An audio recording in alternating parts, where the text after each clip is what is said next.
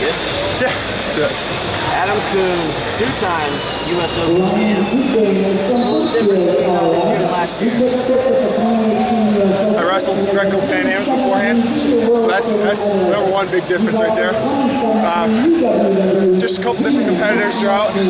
Obviously, everybody elevated their game, so had to get a little creative to get some of those takedowns and scores.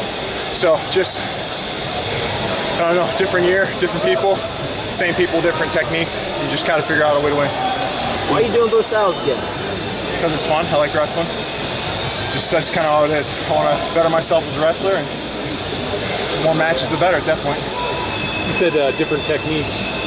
Nelson had quite a few leg attacks, low shots. Oh yeah. It seems like that's not normally his forte. So did that take you off guard a little bit? Yes and no. I've seen Nelson. I mean, obviously we competed in college, so I've seen him all the way through. I've been following him. I have a lot of respect for him as a competitor and as a person.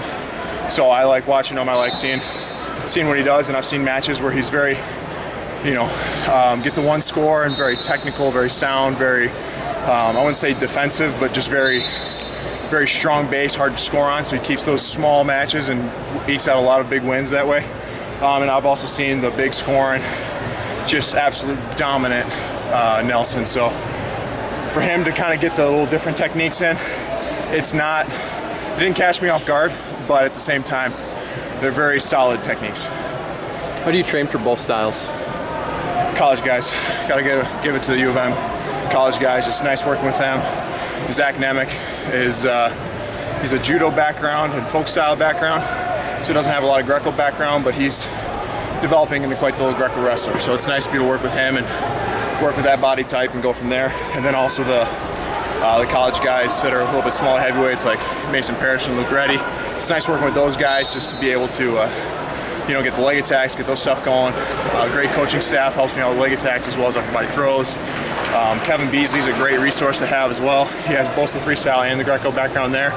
A little bit smaller, so sometimes we get a couple of scraps in, but most of the time it's nice just to pick his brain and just where can I better my technique. So it's just kind of a combination of everybody kind of all working together to make me their little project. Did you watch a lot of the Greco tournament? A little bit. It was hard to watch, especially day before when I'm just trying to make sure I'm getting focused for my matches. And then day of, it was hard to see the finals just because I was, just recovering from a hard day of wrestling. So I saw a couple matches. I saw a few heavyweights that I liked watching, but for the most part, I didn't get to see as much Greco as I would have liked. You're a very intelligent guy, right? You're very try to be. ambitious goals, but it seems like you try to keep your wrestling simple. And not try to do too much. Where's that come from? When you're doing a variety of different styles, you don't want to be focusing on the grand move or the weird technique that only works with one. If you just stick with the basics and work very basic positioning, that's how you can easily fluid and transition to all styles. Basic stance, even like a double A, you can transfer that into Greco by shot, body lock, all those different things. You got high crotches, head up, back straight. Same thing when you're upper body, head up, back straight. So the more simplistic you make it and less scrambles that you practice all the time, the easier it is to transition between the two. Now, lighter guys might have more success doing that type of stuff, but when I'm dealing with 260, 70-pound men, it's really hard to do flying squirrels over the top of guys. So if you just keep the very basic movements, hold position, and be able to take those quick, easy snatches, quick, easy shots, quick, easy body locks, that's how you're going to be successful doing all those different things. So I work basics and kind of branch out from there. Speaking like that, are you ever to take away stuff from a Greco competition, like say Pan Ams, and apply it to a freestyle competition like the US Open? Oh yeah. I mean, I was obviously trying for a lot of body locks there. I got a couple locks in, but people know I have some Greco-Roman background, so they don't really want to go body locks with me. So we work a lot of off balances. Well, that settles right into like an underhook snap. Off balance versus an underhook snap is a very similar technique. So like something like that, rather than trying to off balance the guy and go for a body lock, I might try to off balance by pulling down that hook, go for a snatch single, go for a front head, something like that. So yeah, you can take away stuff. You just gotta kind of fine tune it, tweak it to fit the style that it needs to go. You sound a lot like a coach right now.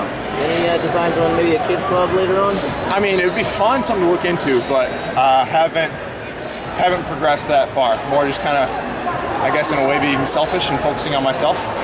So just want to make sure that I can transition to full styles, and maybe further down the road, maybe it'd be nice to grab some kids. I mean, right now I like work a little more one-on-one with guys, so that's more my cup of tea rather than a whole group, because I'm a heavyweight. I don't really know how to wrestle like a 125 college guy. I don't know how to do it. So if I were going to do a whole kids club, I'd have to figure out that little guy stuff. Very cool. Thanks, man. Thanks Thank you. a lot, Adam.